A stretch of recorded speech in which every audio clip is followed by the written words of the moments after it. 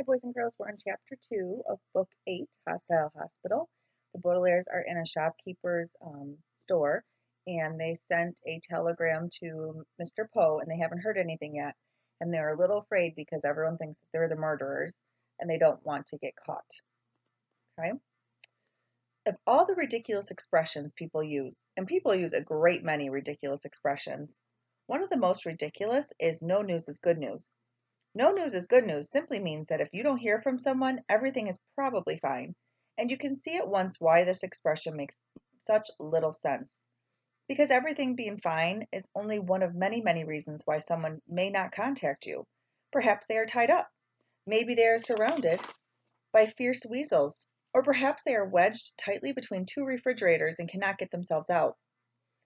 The expression might well be changed to no news is bad news, except that people may not be able to contact you because they have just been crowned king or are competing in a gymnastics tournament. The point is that there's no way to know why someone has not contacted you until they contact you and explain themselves. For this reason, the sensible expression would be no news is no news, except that it is obvious it is hardly an expression at all.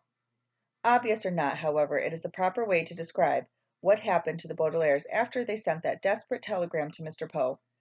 Violet, Klaus, and Sunny sat and stared at the telegram device for hours, waiting for some sign of the banker's reply. As the hour grew later and later, they took turns dozing against the merchandise of the Last Chance General Store, hoping for any response from the man who was in charge of the orphans' affairs. And as the first few rays of dawn shone through the window, illuminating all of the price tags in the store, the only news the children had received was that the shopkeeper had made some fresh cranberry muffins. "I've made some fresh cranberry muffins," the shopkeeper said, peeking around a tower of flour sifters. He was wearing at least two pot holders on each hand and was carrying the muffins on a stack of different colored trays. "Normally I would put them up for sale between the phonograph records and the garden rakes. But I hate to think of you three children going without breakfast when there are vicious murderers on the loose. So have some for yourself, free of charge." "That's very kind of you," Violet said, as she and her siblings each took a muffin from the shopkeeper's top tray. The Baudelaires, who had not eaten since they left the village, soon made short work, a phrase which here means ate every warm, sweet crumb of the pastries. "Goodness, you're hungry," the shopkeeper said. "Did everything go all right with the telegram? Have you received a reply?" "Not yet," Klaus said. "Well, don't worry your tiny heads about it," the shopkeeper replied. "Remember, no news is good news." "No news is good news," called out a voice from somewhere in the store. "I have some news for you, Milt, all about those murderers." "Lou!" the shopkeeper called in delight, and then turned to the children. "Excuse me, please," he said. "Lou's here with the Daily Punctilio." The shopkeeper walked through a bunch of rugs hanging from the ceiling, and the Baudelaires looked at one another in dismay. "What'll we do?" Klaus whispered to his sisters. "If the newspaper arrived, the shopkeeper will read that we're murderers. We'd better run away." "But if we run away," Violet said, "Mr. Poe won't be able to contact us." "Dicree!" Sunny cried, which meant, "He's had all night to contact us, and we haven't heard from him." "Lou!" they heard the shopkeeper call out. "Where are you, Lou?" "I'm over by the pepper grinders," the delivery person called out in return. "And wait till you read this story about the three murderers of that count. It's got pictures and everything. I saw the police on the way here, and they said they were closing in. The only people they allowed in the area were me and those volunteer people. They're going to capture those kids and send them right to jail." "Kids?" the shopkeeper said. "The murderers are kids?" "Yep," the delivery person replied. "See for yourself." The children looked at one another, and Sunny gave a little whimper of fear. Across the store they could hear the rustling of paper and then an excited voice of the shopkeeper.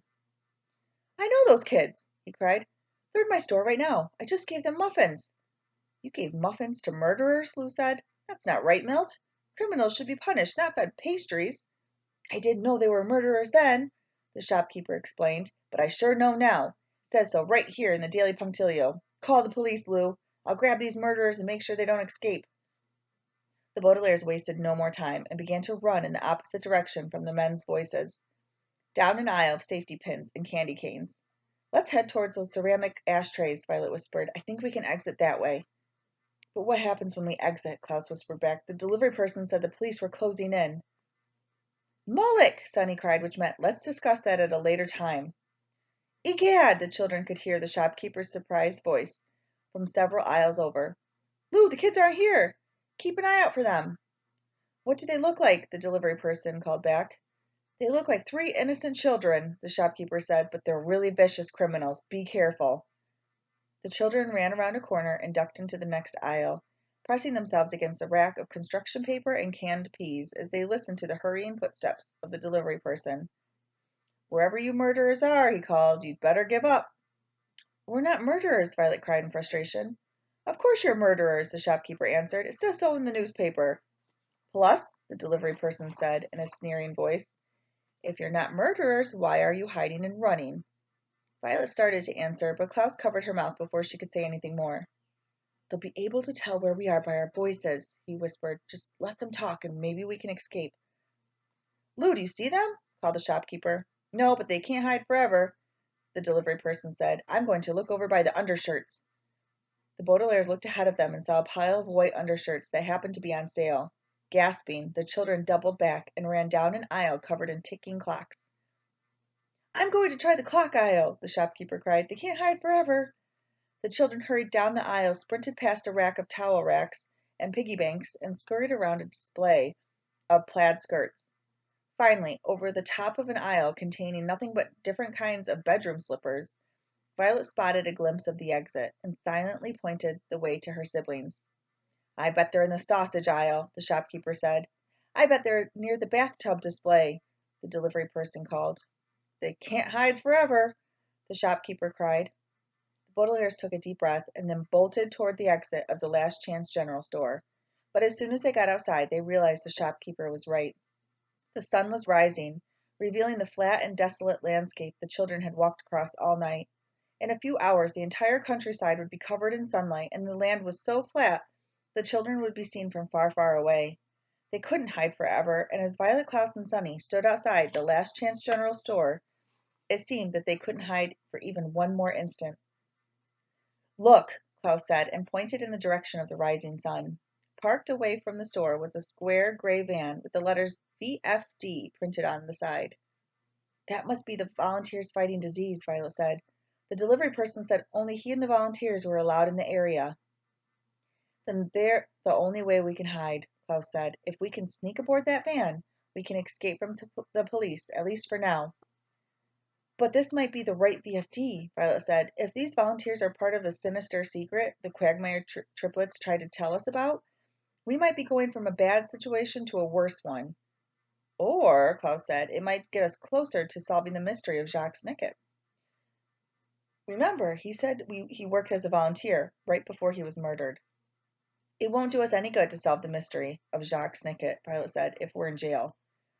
Bluesen, Sunny said. She meant something along the lines of, we don't have much choice. And in small, tottering steps, she led her siblings towards the VFD van. But how will we get on the van? Violet asked, walking alongside her sister. What will we say to the volunteers? Klaus asked, hurrying to catch up. Impro, Sunny said, which meant we'll think of something. But for once, the children didn't have to think of something.